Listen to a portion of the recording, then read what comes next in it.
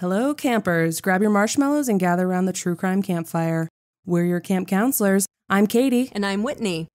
And we're here to tell you a true story that is way stranger than fiction. We're roasting murderers and marshmallows around the true crime campfire.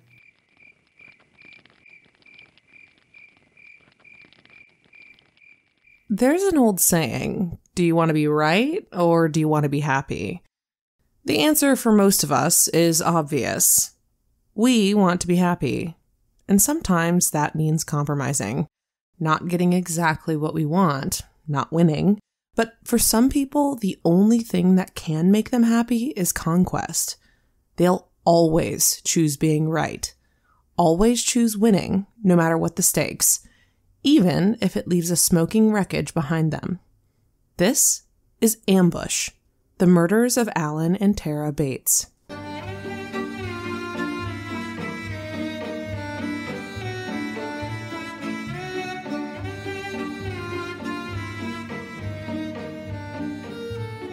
So, campers, for this one, we're starting out in the tiny little town of Rutledge, Georgia, February 16th, 2002.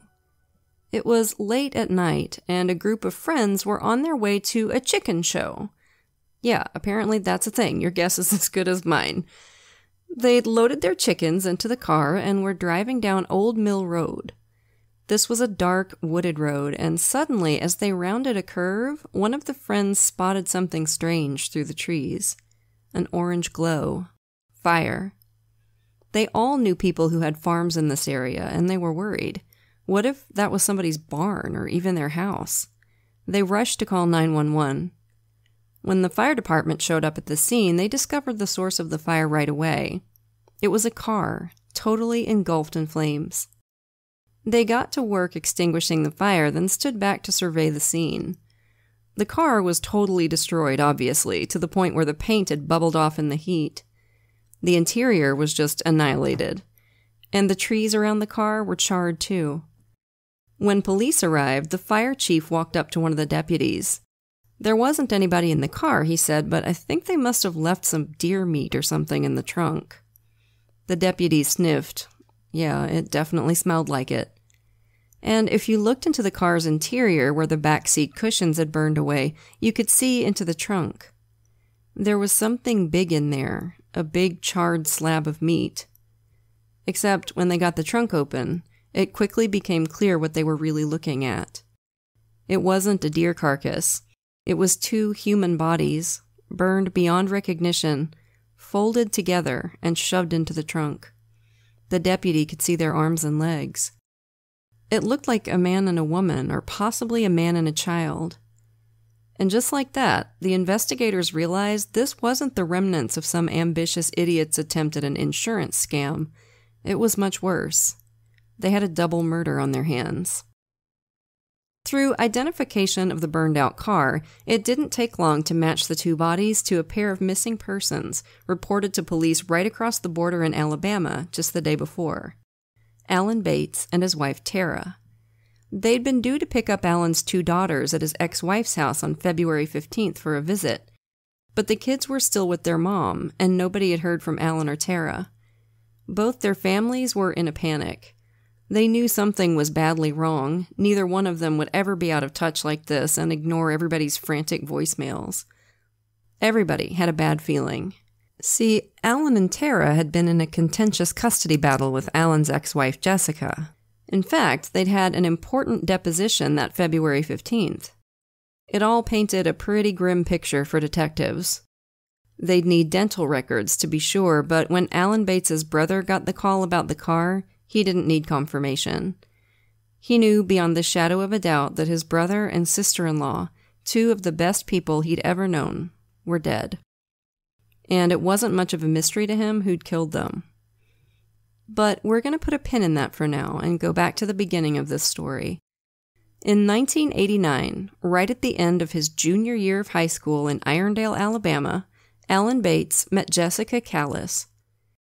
In terms of the high school ecosystem, Jessica was pretty much Alan's polar opposite. They were both smart, but while Alan was a popular kid with legions of friends and lots of extracurricular interests, Jessica was a goth girl who had trouble relating to the other kids. Even among the other weird kids, Jessica was weird. And not in a fun way, like I was, okay? I was weird and delightful. One of her former classmates told author M. William Phelps that Jessica just kind of radiated bad vibes. She always wanted to be the center of attention, and she could be aggressive and hostile when she didn't get what she wanted. But she could also be fun, kind of a bad girl, which might have been what Alan liked about her. He'd grown up pretty sheltered, and he'd always been a good kid. When those teenage hormones get to churning, a lot of kids get tired of being good all the time. It can be real tempting to dip a toe into the wilder side. There was definitely a lot of sexual chemistry between Alan and Jessica, but a lot of Alan's friends were confused about their relationship. They just seemed like opposites, and Jessica was hard to get along with. Yeah, she was seethingly jealous of Alan's time and attention. She hated his female friends with an undisguised passion. The kind where she'd shoot lasers out of her eyes if she saw you talking to him. One friend remembered her going up to Alan one day and saying, right in front of her, "Don't you ever talk to her again." Damn. The her in question was one of Alan's oldest best friends, a girl who was like a sister to him. Alan still talked to his friend, but he had to sneak around to do it. You can't expect a high school kid to know how toxic that is, but yikes. Yeah. And then there's this. A few weeks into their relationship, weeks, yeah. Alan told Jessica he and his family were going on summer vacation to the Gulf Coast.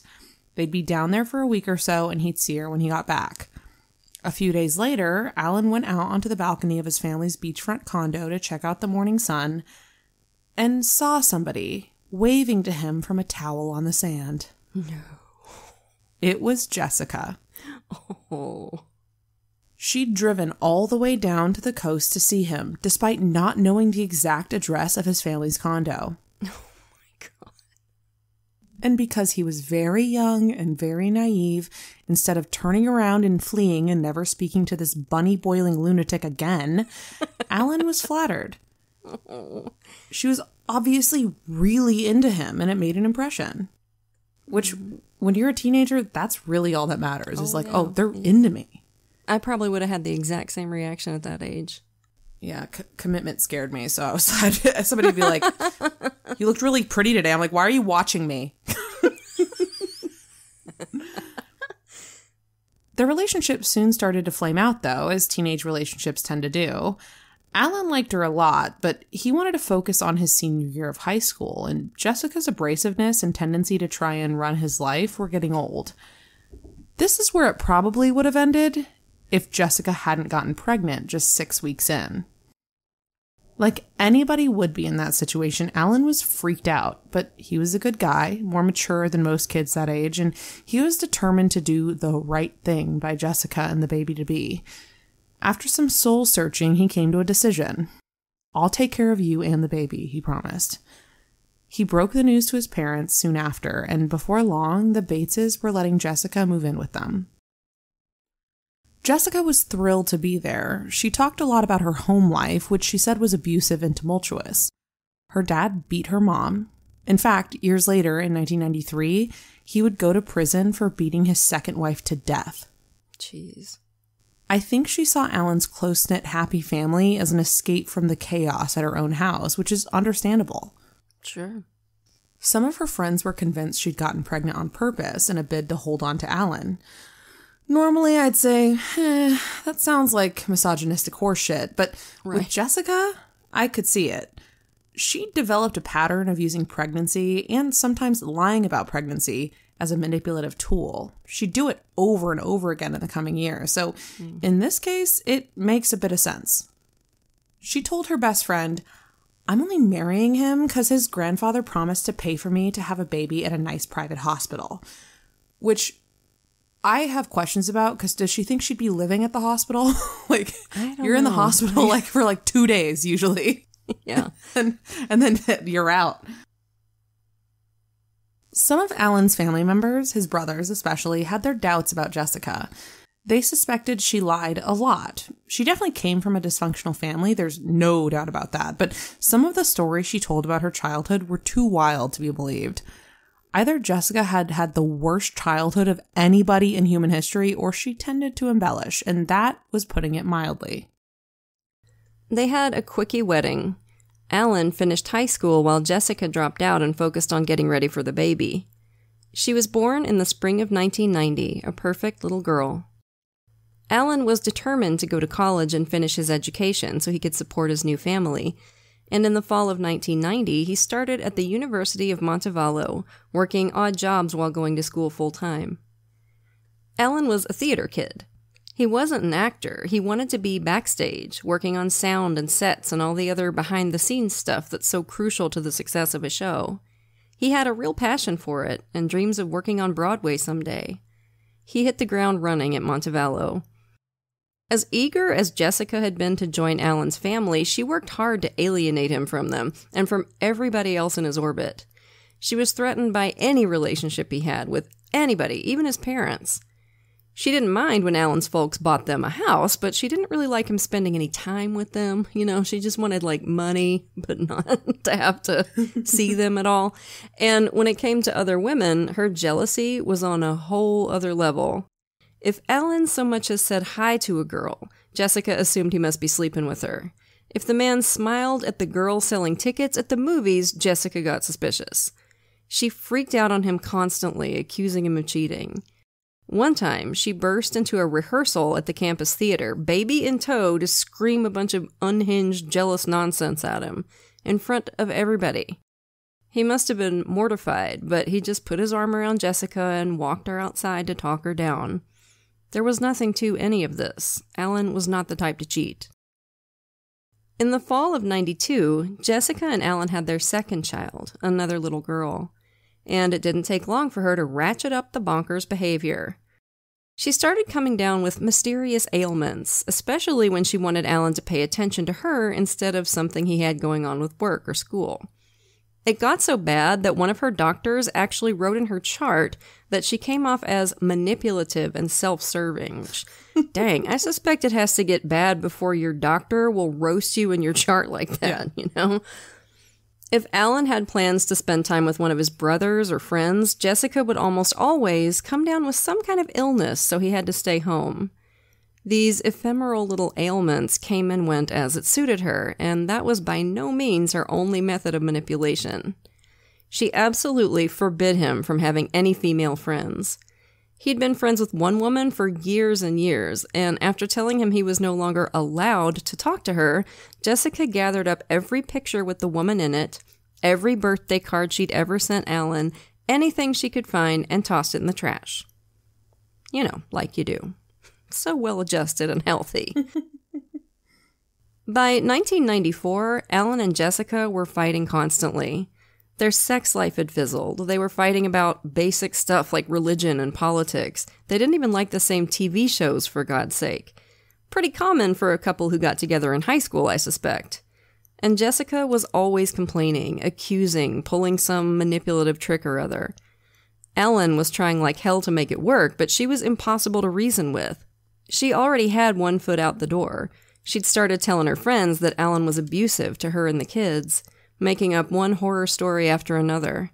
He hit her, he screamed at her and the girls, he tried to get her to sleep with his friends, which that one's a nice touch, isn't it? He's a brute and a perv. It was all total bullshit, designed to make Jessica look like a victim, which again, we've said this a million times, but it bears repeating. 99.9% of the time, if somebody says they're being abused, they are. Mm-hmm. But when it's not true, it's somebody like Jessica. And, you know, our show focuses on bad people, so it comes up every now and again. She was laying the groundwork for the divorce and custody battle to come, I'm sure, priming the pump in advance so she could trot in a bunch of friends who would corroborate her lies. And they were lies. Ridiculous lies. Alan was the most mild-mannered dude on earth, patient and kind, always the peacemaker. He'd never laid a hand on her in anger. He didn't yell or scream. That was Jessica's MO. Jessica decided she wanted to go back to school, so Alan rearranged his schedule so she could take classes. She signed up for a history class and quickly made a new friend. A dude friend. And around Valentine's Day of 1994, she announced to Alan that she had to take a weekend trip to DC. It was for a class project, she said. I have to do research for a paper. Mm-hmm. She didn't want Alan to come with her. No, I'll go by myself. It'll be good for us to have a little break from each other. Now, I know this is going to shock you, so brace yourself. She didn't go by herself. She went with the dude from history class. And Alan figured it out pretty quickly because he has, a brain. And, Right. and she's the worst liar on the planet, apparently. When he confronted her over the phone, she screamed at him. How dare he accuse her? Jessica got so unhinged on that call that Alan was afraid she'd physically attack him when she got home from DC. He took the kids to his brother's house, and it was a good thing he did because, lo and behold, when Jessica got home, Alan told her he was done. He wanted to try to save their marriage, but her cheating on him was the last straw. Jessica did not take it well. She went into the kitchen, grabbed a butcher knife, and ran full throttle at Alan, shrieking like a banshee. Holy shit. Alan ran like hell and just managed to slam the door in her face. He heard the knife stab into the door behind him. That was it for the marriage. Well, yeah, I freaking hope so. Yeah, just imagine this bitch just running at you full tilt, screaming bloody murder with a knife in her hand. It's like a horror movie. Like, who does this? The kind of people who end up on our show. That's who. Mm-hmm. Alan spent the night with family, and when he got back to the house a couple of days later to pack up some of his stuff, he walked into the aftermath of a rage tornado. Jessica had smashed, trashed, or slashed almost everything he owned and torn up every picture of him in the house. Remind anybody of Dante Sartorius? Oh, yeah. Remember her? How she trashed that poor dude's apartment after he dumped her? Killed his goldfish? Yeah. Bonkers behavior. Alan moved out so Jessica and the kids could stay in the house, and right away, Jessica got busy trying to alienate the kids from their dad. Alan was paying child support from day one, more than the court said he had to, in fact. Jessica would blow through the money, then rant to the kids that their dad wasn't giving her enough to take care of them. Yeah. She'd keep the kids away from him and then tell them their daddy didn't want to come see them. Oh. It didn't matter to her that this hurt the little girl's feelings. What mattered to Jessica was winning the parental popularity contest. Oh, man. She trashed Alan to her friends so often that they started to feel uncomfortable around her. It was all she wanted to talk about, and the ones who knew Alan felt like none of it matched the guy they knew. She made him sound like a monster. Their divorce was finalized right at the start of 1995, and at first, Alan didn't fight for custody of the kids. He was fine to let her have primary custody. He felt like they should be with their mom. But almost immediately, Alan started regretting that decision. Jessica was violating their divorce agreement on visitation left and right. She did everything she could to keep him away from his daughters. If he called to talk to the girls, she'd tell him they weren't home or couldn't talk right then. He'd leave messages for them, and Jessica would delete them. Sometimes when she knew there was no visitation scheduled, she'd get the girls dressed, have them pack their little overnight bags, sit them on the front steps to wait for an hour, and then shrug and say, well, I guess Daddy's not coming. See, He doesn't care about you. Anybody else fantasizing about putting this bitch through a wood chipper? Because, yeah, me too. And the wild thing to me about this is it's not like she even wanted time with the kids. Jessica hit the dating scene right away, and before long, she developed a habit of dumping the girls on her mom, Diane, and just disappearing for days, weeks, months with a boyfriend. Months, sometimes. 2 months at a time. So it's not like she was what you'd call a dedicated mom. But God forbid the kids go to their dad. That would happen over Jessica's dead body. During these times when the kids were with their grandma, Alan would never know where they were. He'd go months without talking to his daughters. And when he did speak to them, he could tell Jessica had been filling their heads with toxic nonsense about him. It drove him nuts. He kept paying child support, but Jessica seemed to be using most of the money for herself. For about a year after the divorce, Alan's life was a constant, depressing, uphill battle to try and see his kids. Lots of angry and threatening voicemails from Jessica. It was a bleak time. But then, toward the end of the year, things started looking up. Alan was working at the beautiful historic Alabama Theater when an art historian named Terra joined the team as an architectural project historian helping with the restoration of the building. Terra was awesome. She was smart. She'd studied in London before taking the job in Alabama. She was passionate about her work. She was pretty. She was easygoing and considerate. Pretty much, Terra was Jessica's photo negative. And she and Alan hit it off immediately. Friendship sped into romance, and before long, they were getting serious. Alan's only reservation about the relationship was that he knew it would get right up under Jessica's skin and probably make her act even more cartoonishly evil than usual. On the rare occasions when Alan was able to wrangle a visit with the girls, they got along great with Terra, and Terra adored them too. But as soon as the kids got back to Jessica, contact would be cut off again, and Alan knew she was filling their heads with all her "you dad doesn't care about you" bullshit. One time, Alan and Jessica's older daughter was participating in a dance recital for her ballet class. They held the recital at the Alabama Theater where Alan worked, and he volunteered to work the tech for the show. When the little girl saw her dad backstage, she ran up to her teacher and said, "Would you say hi to my daddy for me?" The teacher was confused, like, "Well, why can't you just run over and tell him hi yourself?" "Oh, my mom says I'm not allowed to talk to my daddy," she said. Cartoonishly evil. Ugh. The teacher was horrified, but not really surprised. Jessica had told her never to let Alan pick up the girls from dance class, no matter what. She claimed it was a court order. It wasn't, but the teacher had no way of knowing that. It wasn't about what was best for the kids anymore, if it ever had been. It was about winning. Crushing Alan into dust. And if the kids got trampled along the way, Jessica couldn't give a shit. This was war. Yeah, we watch a ton of court hearings on YouTube, and I'm always astounded by how many parents are out there willing to screw over their ex at the expense of their kids. Like, you made the choice to procreate with this person that you hate so deeply. Your kid didn't ask for any of this shit. Your kid didn't ask to exist. And like, it gets to the point where you can see the judge is just done with their bullshit. They're like, if you can't get along, I will make you get along. It makes me fucking crazy. I hate it. Yeah. As soon as she realized Alan and Terra were together, Jessica became obsessed with finding a new partner too.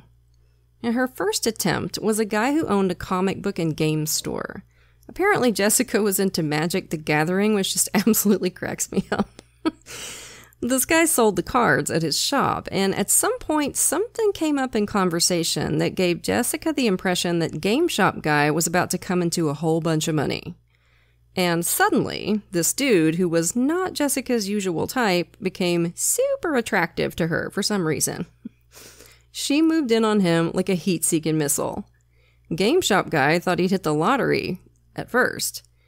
At some point, he mentioned to Jessica that he didn't want to have kids, so Jessica didn't bother telling him she had 2 of them. She kept this unimportant little factoid from him until 6 weeks after she'd moved in with him. Moved in with him? Yeah. Where was she hiding the fucking kids? Oh. At her mom's. Yeah, of course. I know. That was, yeah. I'm just baffled. This is baffling behavior. Yeah. She also lied to him about how long she'd been divorced. She made it sound like it was years and years ago, not like within the past year. This wasn't unusual. Jessica lied to everybody. She'd say anything she needed to get what she wanted. When she got pregnant, Game Shop Guy, GSG for those in the know, wasn't thrilled. He'd already told her he didn't want to have kids, and he was still pretty salty that she'd lied to him about having some of her own. Jessica ended up moving in with her mom to have the baby and went after Game Shop Guy for child support. After the little girl was born, the guy had a change of heart and realized he did want to be part of her life. He filed for visitation through the court system and got it. But Jessica wasn't having it. She made it clear that she wanted him to keep sending money and stay away. If he called to talk to the little girl on the phone, Jessica would refuse to put her on. Baby daddy thought about fighting for custody, but then his attorney told him something that changed his mind and made him keep his head on a swivel. Jessica had been arrested for attacking her other baby daddy, her ex-husband Alan, and putting him in the hospital. One afternoon, she'd gone over to Alan's place to drop the girls off for a rare visit. She started an argument, and then she went feral on him, hitting and clawing, and then she pushed him down the stairs. Alan broke his arm, and his face was covered in bruises and bloody scratches. Jesus. 2 people witnessed the whole thing and called the cops, and Alan decided to press charges.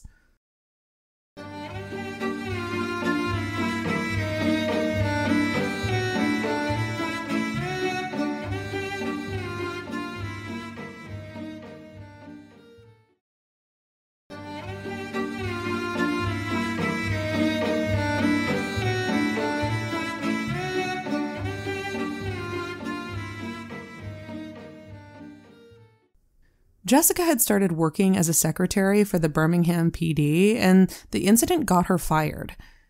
Jessica, of course, blamed Alan, and to punish him for her sudden lack of income, she forged an invoice from a contractor claiming she'd had a bunch of emergency repairs done to the house. Alan was supposed to pay for home repairs per the divorce agreement, but his attorney took one look at the invoice and smelled a rat. Looked into it and, yep, fake. She was just trying to squeeze more money out of Alan. Good Lord. Like, this woman, her full-time job was, like, ruining lives and, like, playing shell games with her children. Like, that's a full-time job, is, like, making sure her kids aren't where they're supposed to be. She put a great deal of effort into it. If she had put the same amount of effort into building an actual life, she could have been very happy. Yeah. It's crazy. The better Alan did in his life, the more pissed off Jessica got. She violated court order after court order, hiding the kids at friends' houses during scheduled visits, then claiming Alan didn't show up. See, Jessica's the type of person who thinks she can create her own reality. If she doesn't like a court order, she's not going to follow it. She's just going to ignore it and pretend it never happened and do everything she can to dodge responsibility. But of course, there's always an expiration date on that kind of thing. Eventually, you're going to have to pay the piper.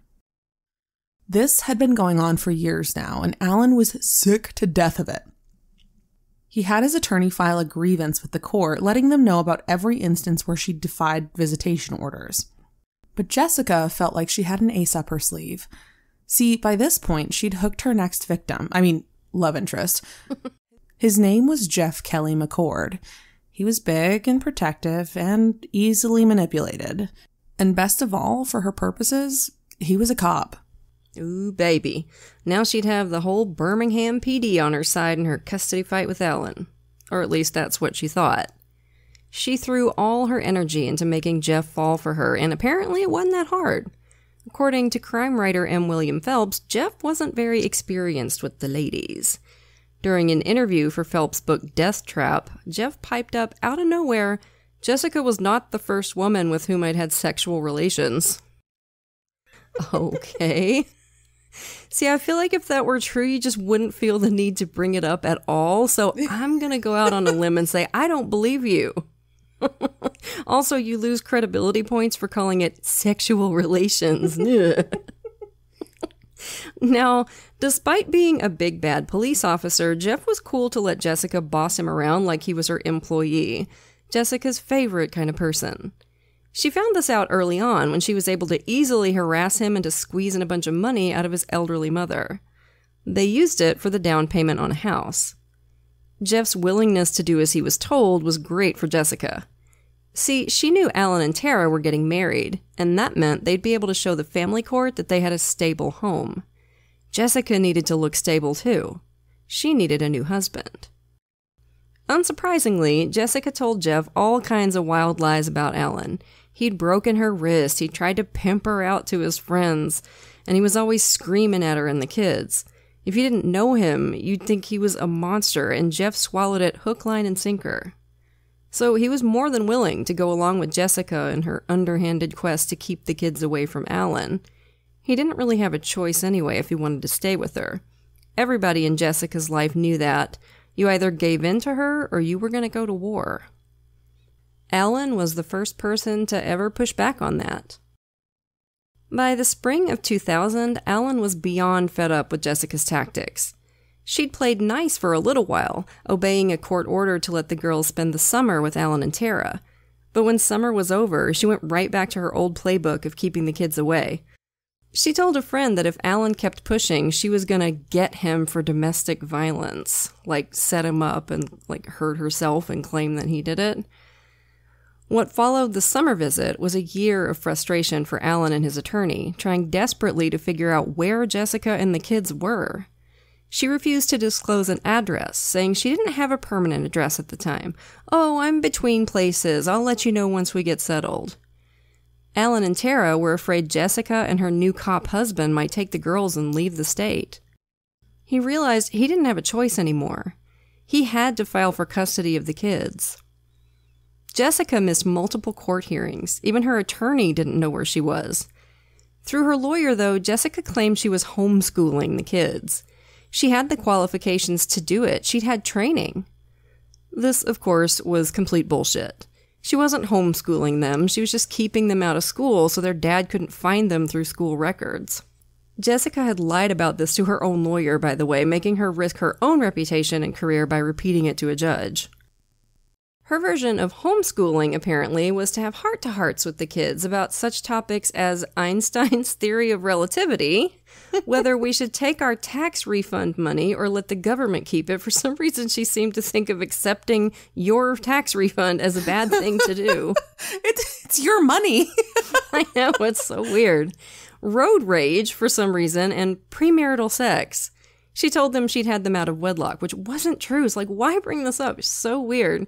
And finally, all this stuff came to a head.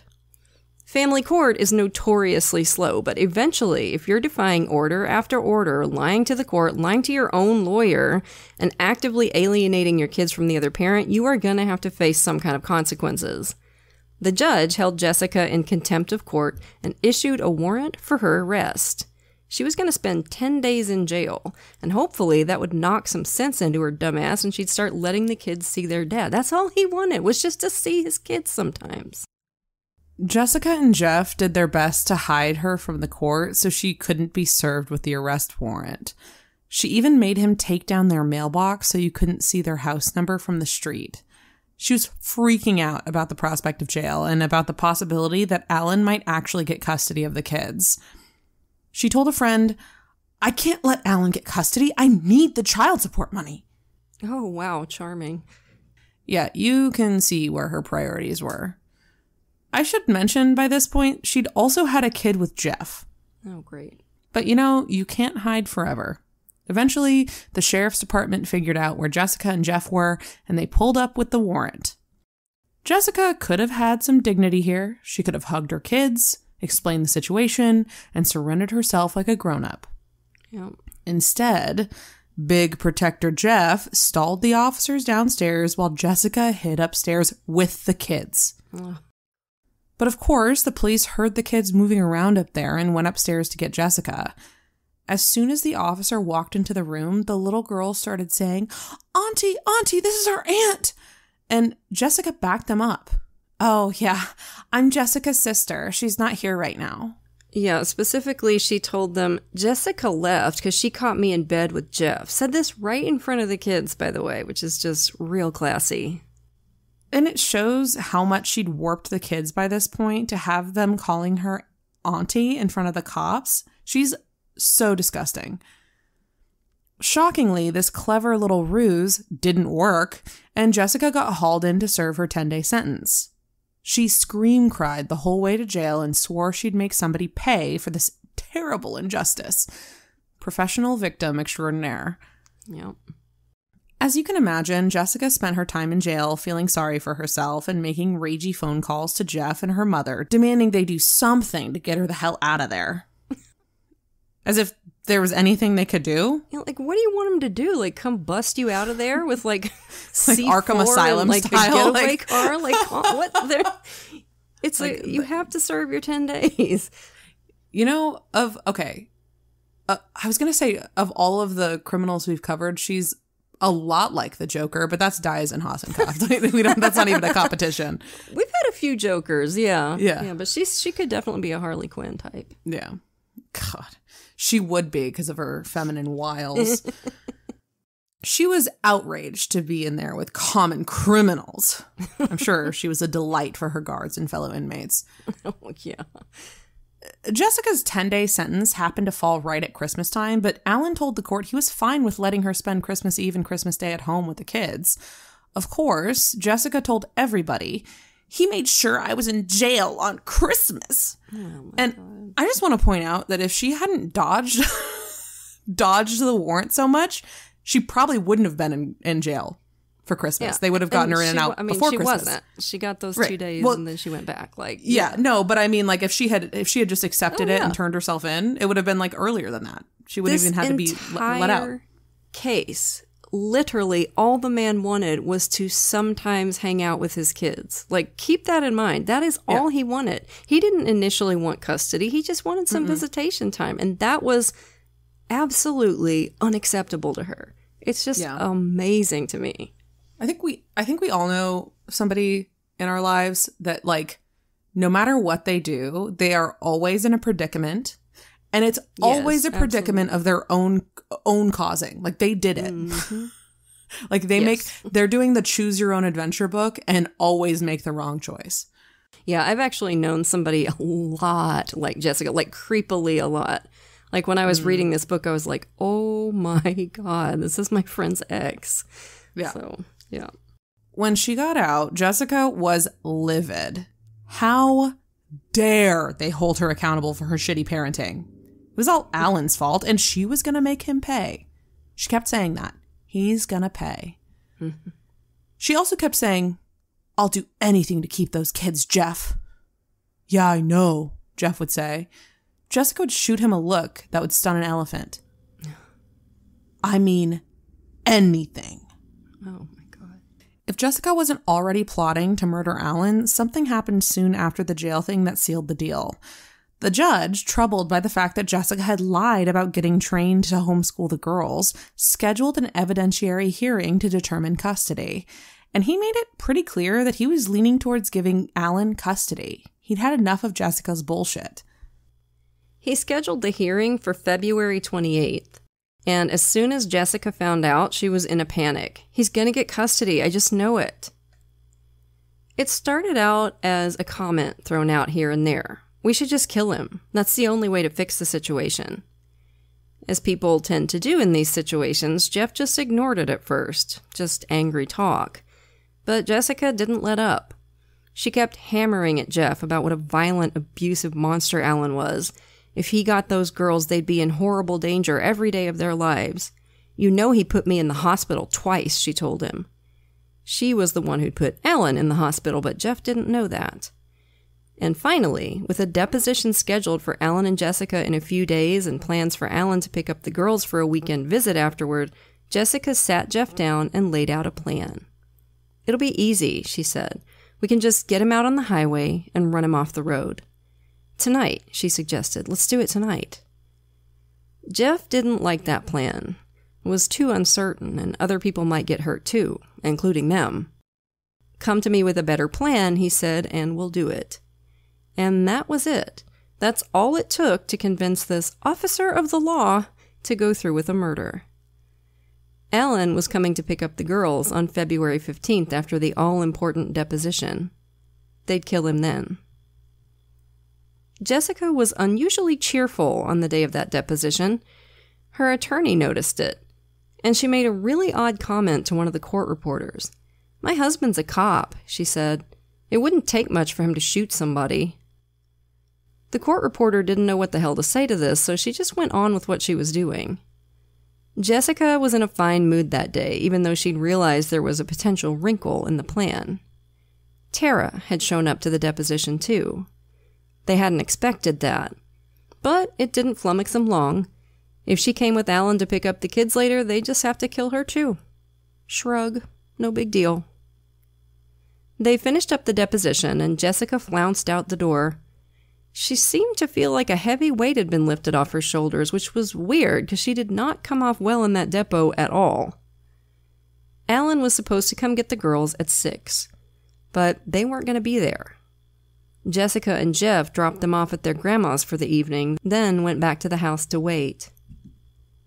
Jeff was armed with a .44 caliber Beretta he'd bought years ago from another cop. When Alan and Terra rolled up to Jessica's house, they were a little startled to see her standing in the driveway, smiling from ear to ear. "Hey," she said, "you can park in the driveway, come on." Alan did as she requested, and he and Terra stepped out of the car. "Come in for a few minutes," Jessica said. She was being weirdly friendly. There was something kind of unsettling about it. But Alan and Terra followed her around to the back door and into the den. It was an awkward moment. Jeff was there. The house was quiet. "So," Alan said, "are the girls ready?" "Sit down for a minute," Jessica said. "The girls have been practicing a little play for you. They want to show you before you go." Jessica knew he'd fall for it if she made it about the kids. And a play, what better ruse than that? Alan was a theater lover to the core, and he loved it when his daughters put on little skits for him. Alan and Terra perched on the couch. "Okay," Alan said. Jessica ran upstairs to help the girls get ready, she said. Jeff stayed in the den with Alan and Terra. They all sat for a few awkward moments, just kind of staring at each other. Then Jessica came bounding back down the stairs. The girls would be down in a few minutes, she said. Jeff had been sitting on the little brick step in front of the fireplace. Now he stood up and moved in front of the couch where Alan and Terra were sitting.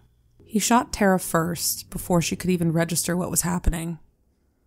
Later, he said, "I'm not sure if I double-tapped her." Alan jumped up, shocked and horrified, and yelling at Jeff. Jeff shot him 3 times, quick and clinical. Alan fell. Then Jeff turned and put 2 more rounds into Terra, just to make sure she was dead. Jessica sat on the staircase and watched the whole thing. Watched all her problems disappear in a wisp of gunsmoke. She must have felt like a kid on Christmas morning. It was an ambush. They lured them in and executed them. Before the sound of the last gunshot had even died down, Jeff was kneeling down beside Alan and Terra's bodies, checking their pulses to be sure they were dead. The carpet and couch were soaked in blood, and there was spatter all over the wall. "Go get the car," Jeff said to Jessica. While she was driving Alan's car around to the back of the house, Jeff carefully picked up 6 shell casings. He'd counted 6 shots. They wrapped the bodies in sheets and old curtains and carried them out to the trunk of Alan's car. Jessica made a quick call to Alan's cell and left an annoyed-sounding voicemail. "Where are you, Alan? I'm waiting here with the kids." I suspect Jessica married Jeff McCord with murder in the back of her mind from day one. But for a cop, this guy is dumb about murder. And Jessica's dumber. We'd be here all day if I listed every boneheaded move they made in the commission of these murders, so I've put together a little greatest hits list for you to give you a rough idea at the level of dipshittery we're dealing with here. The plan was to go buy movie tickets. Their alibi was going to be the Lord of the Rings movie, and find somewhere to torch the car. Sounds pretty simple, but these two found plenty of ways to fuck it up. Jessica kept messing with Terra's cell phone, trying to figure out how to listen to a voicemail that came in after the murders. Then she started to freak out, thinking she might have somehow recorded something suspicious in the process, so she insisted Jeff drive her to the cell phone kiosk at the mall, where she asked the clerk for help figuring out how to listen to and delete Terra's voicemails. No. Wow. Whoa. She asked her mom to keep the kids for the whole night, saying Alan and Terra didn't show, so she and Jeff wanted to have a date night. The kids had already been there with their grandma all day, but Jessica forgot that she'd already called and left a message on Alan's phone saying the kids were there with her. Though, that ain't gonna look good later. No. And remember how we said Jeff carefully picked up all 6 shell casings back at the house? Yeah, he'd actually fired 8 shots. The cops would really enjoy finding those last 2 casings later on. After buying their movie tickets and stopping off for sandwiches at Subway, Jeff and Jessica went hunting for a place to burn the car. Jessica wanted to go across the border to Georgia, and it didn't take them long to find a good place where the car wouldn't be visible from the road. It took them forever to get the car to catch fire. Finally, after dousing it in a whole container of lighter fluid and throwing lit paper towels through the window, there was a whoosh. Jessica and Jeff walked away with the flames behind them like action movie heroes, feeling like they'd committed the perfect crime. Jessica turned to Jeff and said, "You've done something great for me and the kids, you know." Jeff must have felt like Superman. Back to our dipshittery list. Great Value Bonnie and Clyde made a quick trip to Home Depot on the way home. There might have been just a little more blood than they'd expected, and they knew they didn't have long to clean up the crime scene. Jessica was freaking out about the mess. Jeff had to talk her out of burning the whole house down, which would have been something else. But they had to do something. Soon, Alan and Terra's families would be looking for them. The police would have questions. What followed was the worst extreme home makeover ever. They papered over the blood on the walls, ripped up the bloody carpet, missed a ton of blood evidence that the CSIs would soon find and collect. As soon as Jessica's best friend heard about the murders on the news, she knew instantly that Jessica had killed Alan and Terra. Like, instantly. She called the police, and good for her for doing it. Like everybody else was, she told them about the vitriol Jessica had been spewing about Alan for years. I mean, they were hearing this from everybody. This case wasn't going to be much of a whodunit. Very quickly, the investigators knew it would be about finding enough proof to charge them. That also wasn't hard. They got a search warrant for the house and discovered a gold mine of evidence underneath that slapdash crime scene cleanup. Before the month was out, they were putting the habeas corpus on both Jeff and Jessica. They tried to get Jeff to roll over on his wife, but Mr. Big Protector refused. "Everybody had always turned their backs on Jessica," Jeff said later. "He wasn't going to do it too." Can we have a collective eye roll? Yeah, that felt good. Jessica, who discovered she was pregnant with Jeff's baby after her arrest, was a nightmare in jail. Like accused suitcase killer Sarah Boone, for those of y'all who've been following that story, she wrote letter after letter after letter to the judge, alternately outraged and self-pitying, demanding to be let out to have her baby. One of the things she complained about was that there was a girl in there with HIV, and she was going to catch it because we have to share, like, just ignorant horseshit. Anyway, that particularly annoyed me. Yeah, it's stupid. So the judge said, "No, you're staying put." And Jessica went to trial early in 2003.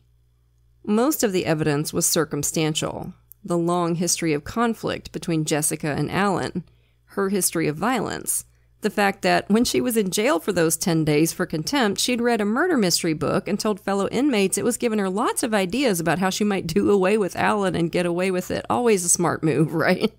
Make sure you tell as many people as possible before you execute your murder plot. Her and Jeff's non-alibi and the fact that the kids had spent the night with their grandma. Jessica's mom later lied about this on the stand, by the way, and ended up convicted of perjury. The fact that Jessica made calls from her cell phone all the way from the house to where they torched the car in Georgia. But there was some solid physical evidence, too. The shell casings Jeff had forgotten about on the floor. A bullet found in the house that matched the one lodged in Alan's wrist. Terra's blood on the coffee table. To Jessica's jury, the picture was clear. And on February 15th, 2003, 1 year to the day after the murders, they convicted her of capital murder. She could have faced the death penalty, but the judge opted for life without parole instead, which I think is a much better sentence for Ms. Jessica, who had such a meltdown during those 10 days in jail. She wouldn't get to raise the children she'd clawed so hard to hold on to. Wouldn't get to raise the one she'd had in prison either. To avoid the death penalty, Jeff took a plea deal in the spring of 2003. He was sentenced to 2 life terms with a chance of parole, and in return, he had to tell the world exactly what happened. He had to admit to the murders. He agreed. Jeff and Jessica divorced after the murders, which I don't know about you, but that's pretty much killed my belief in true love, so sorry about that. Jessica, who's never lacked for audacity, goes by Jessica Bates now, her victim's last name. They've both been denied parole in recent years, and hopefully that'll continue. Jessica's mom, Diane, served a year in prison for perjuring herself during her daughter's trial and 7 years of probation. Almost everyone who loved Jessica ended up punished for doing so. It's so fucking pointless. Now neither of you get the kids. This was so senseless. It hurts my heart. And it hurts my heart for those girls who absolutely barely got to see their dad before he was ripped away from them. It just hurts. It's horrible. And I'm going to leave you with one last little story, which I think says a lot about Jessica's character. On the day she was transported to prison after her conviction, she ended up on the same transport bus as Jeff. Now, y'all know what it's like for former cops in prison, right? Tends to be not great. Jessica stepped onto the bus, saw Jeff sitting in the back, grinned, made sure all eyes were on her, and said, "Hey, everybody, that's my husband. He's a cop." Jeff spent most of his time in protective custody since. And Jessica? She's still manipulating the people unfortunate enough to care about her. In between complaining about mystery ailments and raging about the inconveniences of life in prison, Jessica managed to talk one of her family members into sneaking one of her kids in to visit her, something that was strictly forbidden by the court. So, as always, Jessica does what Jessica wants, and anybody who gets in the way ends up in ashes. So that was a wild one, right, campers? You know we'll have another one for you next week, but for now, lock your doors, light your lights, and stay safe until we get together again around the True Crime Campfire. And as always, we want to send a grateful shout out to a few of our lovely patrons. Thank you so much to Franklin, T. O'Neill, John, Lara, Bria, French Val and American Val, or maybe French Val and American Val, I love it, and Emily. We appreciate y'all to the moon and back. And if you're not yet a patron, you're missing out. Patrons of our show get every episode ad-free, at least a day early, sometimes more, plus tons of extra content, like patrons-only episodes and hilarious post-show discussions. And once you hit the $5 and up categories, you get even more cool stuff. A free sticker at $5, a rad enamel pin or fridge magnet while supplies last at $10, virtual events with Katie and me, and we're always looking for new stuff to do for you. So if you can, come join us at patreon.com/truecrimecampfire. For great TCC merch, visit the True Crime Campfire store at spreadshirt.com. Check out our website at truecrimecampfirepod.com. And hey, if you like what we're doing, leave us a nice review. And if you want more, Katie and Whitney, both of us in the past have been featured on the podcast Watch If You Dare. Whitney's episode is about the house on Sorority Row. Yeah. And my episode is about killer clowns from outer space. Yeah, it's a horror movie podcast, so lots of fun for Halloween.